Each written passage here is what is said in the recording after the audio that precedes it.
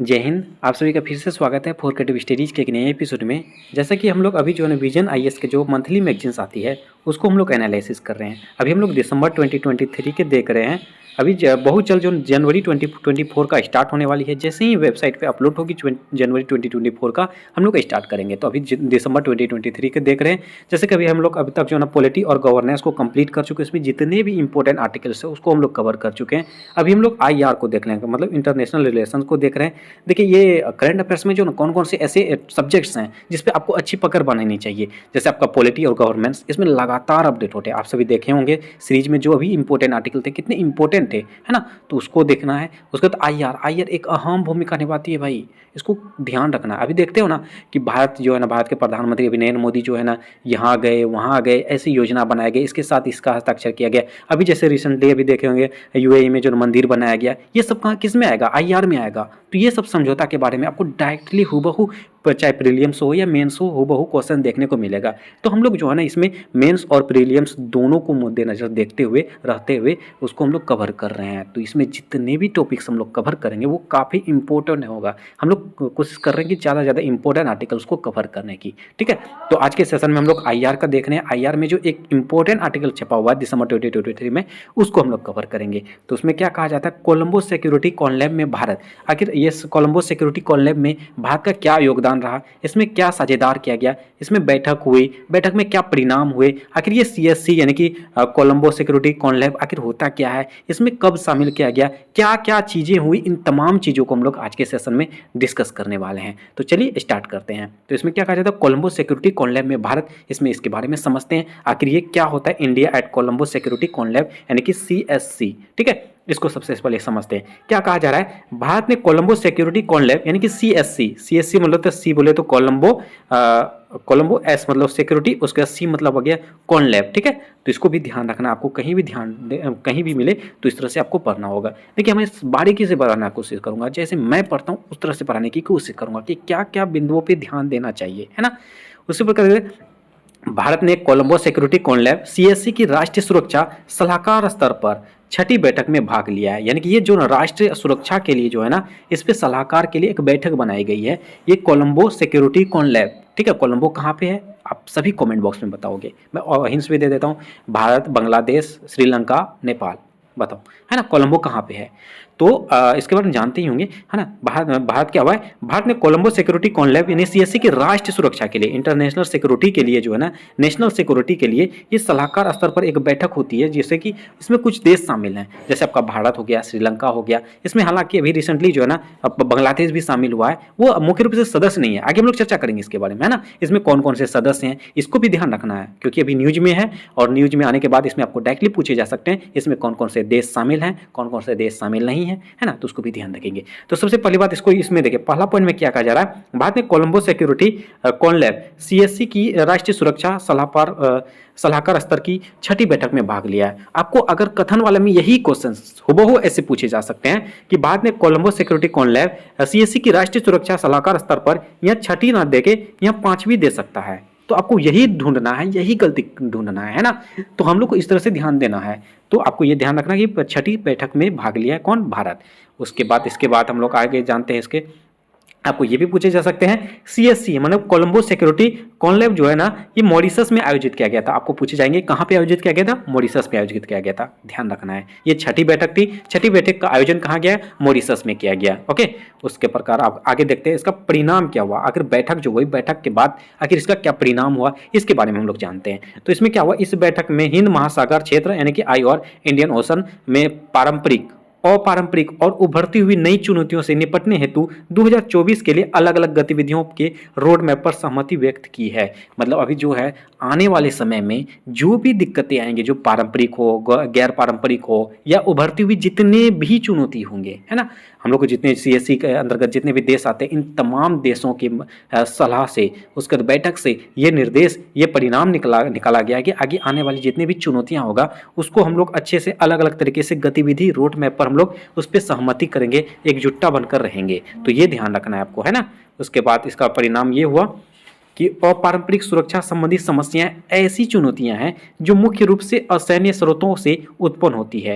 ये जो है ना अपारंपरिक रूप से जो है इसकी ऐसी चुनौतियां कहाँ से उत्पन्न होती है जो मुख्य रूप से असैन्य स्रोतों से उत्पन्न होती है, मतलब सैन्य जो होता है उसके विपरीत, है ना, ये जिसमें कुछ ना कुछ कमी हो जाए, कुछ गलत कर दे, तो उससे ये समस्याएं उत्पन्न होती है। कौन सी समस्याएं? अपारंपरिक सुरक्षा संबंधी। ये समस्याएं कहाँ से उत्पन्न होती है? असैन्य स्रोतों से उत्पन्न होती है। उसका जैसे उदाहरण के लिए देखिए, जलवायु परिवर्तन हो गया, संक्रामक रोग हो गया, प्राकृतिक आपदाएं हो गया, ये असैन्य स्रोत हैं, है ना। ये हम और आपके बीच कोई किसी प्रकार का रोक टोक नहीं है। जैसे अचानक जलवायु परिवर्तन हो गया, है ना, संक्रामक रोग गया, जैसे कोरोना अभी महामारी आ गया, इसमें क्या किसकी दोष? इसमें सैन्य विभाग क्या कर सकता है? तो यही बातें हैं, यही सब जो स्रोत हैं, इसके एक महत्वपूर्ण आपका जो है ना चुनौती यही है, किसका? अपारंपरिक सुरक्षा का। कौन कौन से? जलवायु परिवर्तन हो गया, संक्रामक रोग हो गया, प्राकृतिक आपदाएं हो गया, ये सभी के सभी चुनौतियां हैं किसके? अपारंपरिक सुरक्षा के। तो ये ध्यान रखना है। उसका नेक्स्ट में क्या कहा जाता है? महासागर सूचना सेवा पोर्टल लॉन्च करने की घोषणा की गई है। आपको ये भी ध्यान रखना, सीएससी के अंतर्गत कौन से पोर्टल की यानी लॉन्च करने की घोषणा की गई है? तो महासागर सूचना सेवा पोर्टल, महासागर सूचना सेवा पोर्टल के बारे में ये मतलब पोर्टल लॉन्च किया गया है। अब देखते हैं पोर्टल का मुख्य उद्देश्य समुद्र विज्ञान संबंधी सूचनाओं के आदान प्रदान को सुगम बनाना है। ये जो ना पोर्टल का उद्देश्य क्या है? महासागर सूचना सेवा पोर्टल का क्या उद्देश्य है? जो समुद्र में जितने भी वैज्ञानिक संबंधी सूचनाएं हैं, है ना, समुद्र है, समुद्रों में जितने भी मतलब आपका जैसे आपका हो गया मतलब किसी भी प्रकार का जो साइंस से जुड़ा हुआ हो, तो उससे किसी भी प्रकार की सूचना हो तो उससे ये आदान प्रदान करेंगे। जितने भी इसमें देश शामिल हैं उसके बारे में ये, अगर किसी को ये जानकारियाँ प्राप्त हो कि इस समुद्र में यहाँ पे कुछ ऐसा देखने को मिल रहा है जिससे हमें बहुत कुछ जानने को मिल सकता है, या आने वाले समय में खतरा हो सकता है, या जलवायु परिवर्तन आ सकता है, या चक्रवात आने की संभावनाएं हैं, या किसी भी प्रकार का रोग आने की संभावनाएं है, यानी कि सूचना मिल जाने के बाद इन तमाम क्षेत्रों को, इन तमाम देशों को क्या करेंगे? सूचित कर देंगे, सलाह दे देंगे कि कुछ तो होने वाला है, ये सूचना दे देंगे, है ना। और उसके अगर कुछ ऐसा देखने को मिल जाएगा यहाँ पे कि कुछ है, यहाँ पे हम लोग को मिलकर काम करना चाहिए, तो सारे देश मिलकर यहाँ पे उसको छानबीन करेंगे, अच्छे से उस पर पकड़ बनाएंगे आखिर क्या है ना। तो इस प्रकार की बातें इसका मुख्य उद्देश्य है। किसका मुख्य उद्देश्य है? महासागर सूचना सेवा पोर्टल। ये लॉन्च किसने करवाया है? सीएससी के संगठनकर्ताओं ने किया है। इसमें कुछ देश शामिल हैं, आगे मैं चर्चा करूंगा। ओके, उसमें उसके बाद देखिए ये 5 स्तंभ में इसमें बैठक हुआ था। क्या क्या हुआ था इसके बारे में देखते हैं। आपको ये भी पूछे जा सकते हैं सीएससी के 5 स्तंभों में से एक नहीं है, ध्यान रखना, नहीं है ना। तो क्वेश्चन को पूरा पढ़ना। तो ये पांचों हमें याद रहेगा, तो छठा कोई भी अलग दे दे तो हम लोग ढूंढ लेंगे। सबसे पहला था समुद्री सुरक्षा और रक्षा सुनिश्चित करना। सीएससी का में यही स्तंभ था कि हम लोग जो समुद्री सुरक्षा करेंगे, उसके बाद इसमें रक्षा की सुनिश्चित करना है। उसके बाद आतंकवाद और कट्टरपंथ से निपटाना, ओके। उसके तस्तरीय और अंतर्राष्ट्रीय स्तर के संगठित अपराध से निपटाना। उसके साइबर सुरक्षा और महत्वपूर्ण अवसंरचना की सुरक्षा और मानवीय सहायता और आपदा राहत सुनिश्चित। ये तमाम 5 स्तंभ हैं जिसके माध्यम से सीएससी ने ये गठन आयोजित किया गया था, ये बैठक हुई थी। तो हमें ये ध्यान रखना, आप चाहो तो स्क्रीनशॉट ले सकते हो। ऐसा हालांकि मैं आप टेलीग्राम चैनल पर पीडीएफ अपलोड कर दिया हूँ, ठीक है, तो वहाँ से आप डाउनलोड करके पढ़ सकते हो, रिविजन कर सकते हो। ओके, तो चलिए देखिए IOR मतलब कि हिंद महासागर, जो उसके बारे में देखें, अन्य क्षेत्र सहयोग यंत्र कहा जाता है। क्षेत्र सहयोग के लिए हिंद महासागर रिम एसोसिएशन यानी कि IOR ARC स्थापित किया गया है। इसके माध्यम से क्या कहा जाता है कि क्षेत्र सहयोग के लिए, मतलब वहाँ पे जितने IOR मतलब हिंद महासागर रिम एसोसिएशन के अंतर्गत जितने भी क्षेत्र हैं, उसके अंतर्गत जितने क्षेत्र हैं, क्षेत्रों का सहयोग के लिए एक आयोजन गठित किया गया जिसका नाम है हिंद महासागर रिम एसोसिएशन यानी कि ARC IOR ARC स्थापित किया गया। इसके माध्यम से उसके तमाम क्षेत्रों को इस सहायता मिलेगी, सहयोग मिलेगी। किन क्षेत्रों में सहयोग मिलेगी? जलवायु परिवर्तन मतलब समुद्री इलाकों के माध्यम से। हिंद महासागर, महासागर होता क्या है? महासागर आप नाम से याद रखो, महासागर, महासागरों में जितने भी तमाम चीजें उपलब्ध होंगे, जो भी चीजें मिलेंगे, उसके माध्यम से उसकी सलाह के, उसके सहयोग के लिए संगठन बनाए गए। नाम से ही हमें पता चलती है, आप भूलोगे नहीं। ओके, तो चलो ये हो गई। उसके बाद अगला कहा जाता है हिंद महासागर नौसेना संगोष्ठी यानी कि IONS का उद्देश्य IOR के तटीय राष्ट्रों की नौसेनाओं के बीच समुद्री सहयोग को बढ़ावा देना है। यानी कि हिंद महासागर नौसेना संगठन का एक मुख्य उद्देश्य क्या है, IOR, मतलब कि हिंद महासागर जो है आपका, इसके तटीय राष्ट्रों को नौसेना के बीच समुद्री सहयोग को बढ़ावा देना। जैसे अभी हिंद महासागर है, हिंद महासागर आपका कहाँ पे पड़ेगा, जैसे ये भारत का लास्ट दक्षिणी क्षेत्र है ना, ये सब IOB है ना, IOR का अंतर्गत आएगा। यहाँ BOB होगा, मतलब बंगाल की खाड़ी आ जाएगा, है ना। तो ये आपका ये बातें हैं। तो यहाँ पे इसके आसपास के जितने भी क्षेत्र आएंगे ना, तो मतलब ये हिंद महासागर के जितने भी क्षेत्र आएंगे, जितने भी देश आएंगे, उसके अंतर्गत नौसेना का भी एक संगठन बनाया गया। इसका उद्देश्य है कि अगर किसी भी देश के अंतर्गत किसी भी प्रकार की अगर सहायता चाहिए तो हम लोग खड़े हैं, नौसेना जितने भी हैं वो सभी के सभी एक दूसरे की सहायता करेंगे। ये उद्देश्य है, इसका मुख्य उद्देश्य ये है ना। तो ये बातें हो गई। उसके बहुक्षेत्रीय तकनीकी और आर्थिक सहयोग के लिए बंगाल की खाड़ी पहल यानी विस्फोटक की स्थापना की गई। बंगाल की खाड़ी बताया ना अभी, यहाँ पे BOB बंगाल की खाड़ी है ना, यहाँ पे है इस क्षेत्र में। ओके, तो वहाँ पे कहा गया हिंद महासागर आयोग, भारत इसका सदस्य नहीं है बल्कि पर्यवेक्षक है। ये भी ध्यान रखना है, हिंद महासागर आयोग के जो है ना सदस्य, ये बिल्कुल सदस्य नहीं है, ये पर्यवेक्षक के रूप में है, मतलब सदस्य से एक नीचे क्षेत्र का होता है। तो इसमें ध्यान रखना है, हिंद महासागर आयोग जो है उसमें IOR का भारत सदस्य नहीं है, बिल्कुल नहीं है। आपको कथन वाला में भी पूछे जा सकते हैं, हिंद महासागर आयोग का भारत का सदस्य है, आपको ये ध्यान रखना है, ठीक है। उसके बाद ये क्या है, पर्यवेक्षक है। अब देखिए कोलंबो सिक्योरिटी कॉन्वेंशन यानी कि CSC के बारे में समझते हैं आप हमें। इसका गठन 2011 में भारत, श्रीलंका और मालदीव के बीच त्रिपक्षीय समुद्री सुरक्षा समूह के रूप में किया गया था। यानी कि भारत, श्रीलंका और मालदीव ये तीनों देश ने मिलकर CSC की स्थापना किया था। कब, 2011 ईस्वी में। यानी कि इससे क्या पता चलता है कि 2011 में हमें जो है ना भारत, श्रीलंका और मालदीव के माध्यम से ये जानकारी प्राप्त होती है कि ये तीनों देश इसमें शामिल हैं, है ना। तीनों देश क्या है, शामिल हैं। कौन कौन, भारत, श्रीलंका और मालदीव। आगे हम लोग आगे देखते हैं, ट्विस्ट हुआ, है ना। तो उसके बाद कहा जाता है कि 2021 में मॉरिशस को चौथे सदस्य के रूप में तथा बांग्लादेश और सेशल को पर्यवेक्षक के रूप में शामिल किया गया है। ये ध्यान रखना, ये इंपॉर्टेंट रहेगा। अभी आप ये कंफ्यूज हुए होंगे कि अरे भारत, श्रीलंका और मालदीव ये तीनों देश में ने मिलकर शामिल किया, यही तीनों देश शामिल है, तो मॉरिशस में कैसे आयोजन किया गया इसका बैठक, छठी बैठक। अभी जस्ट मैंने बताया था ना आपको, मॉरिशस में इसका आयोजन किया गया था।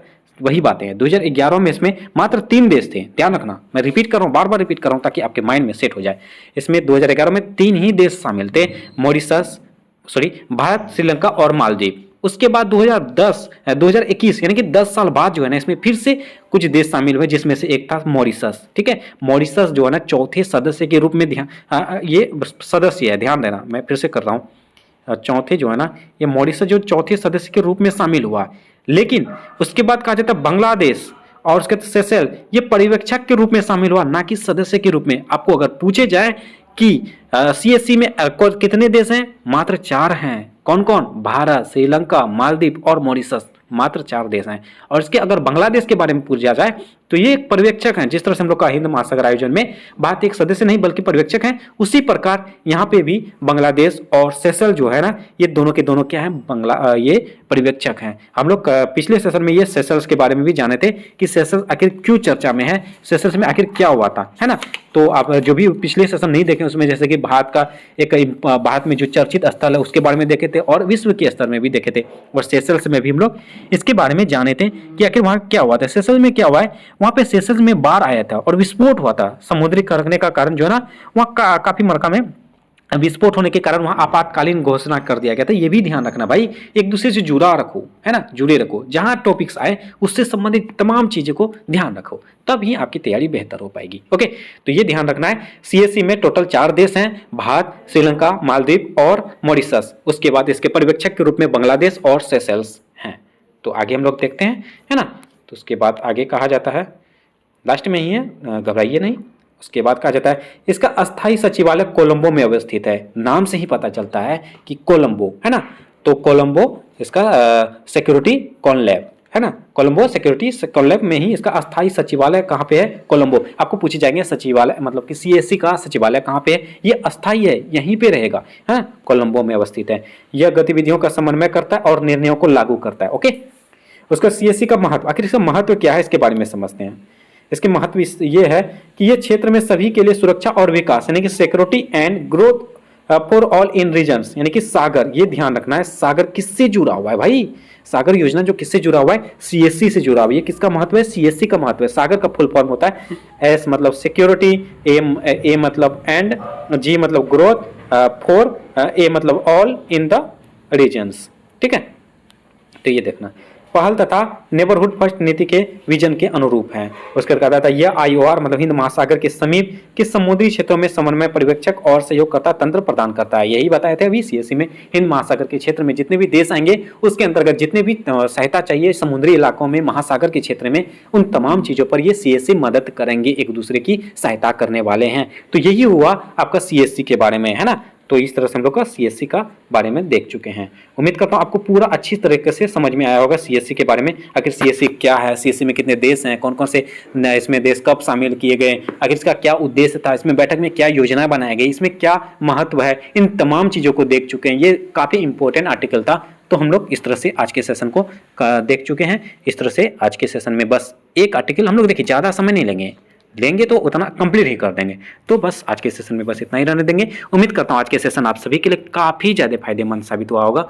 और एक निवेदन है, जो भी इस चैनल में पहली बार आए हैं और चैनल को सब्सक्राइब नहीं किया तो प्लीज़ चैनल को सब्सक्राइब जरूर कर लीजिए और बेल आइकन को जरूर हिट करें। सेशन अच्छा लगे तो लाइक जरूर कीजिए, किसी भी प्रकार का डाउट हो तो डाउट पूछिए और अपने दोस्तों को भी ज़्यादा से ज़्यादा शेयर कीजिए। चलिए मिलते हैं नेक्स्ट सेशन में, तब तक के लिए थैंक यू, जय हिंद।